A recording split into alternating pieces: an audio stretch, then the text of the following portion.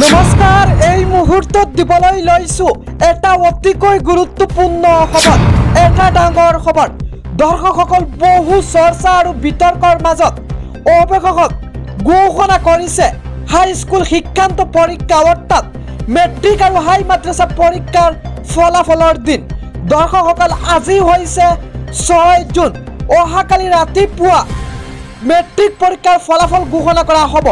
আৰু এয়া ৰাজ্যৰ মুখ্যমন্ত্ৰী ডক্টৰ হিমন্ত বিশ্ব শৰ্মাই টুইট যোগে জানিবলৈ দিছে দৰ্শকসকল 7 জুনত প্ৰকাশ কৰা হ'ব মেট্ৰিকৰ ফলাফল এয়া ৰাজ্যৰ মুখ্যমন্ত্ৰী ডক্টৰ হিমন্ত বিশ্ব শৰ্মাই টুইটাৰত লিখি কৈছে result of high school leaving certificate examination বুল এনেদৰে তেখেতে উল্লেখ কৰি কৈছে 7 জুনত অৰ্থাৎ অহাকালি ৰাতিপুৱা প্ৰকাশ কৰা হ'ব আৰু তেখেতে কৈছে 15 মাৰ্চৰ পৰা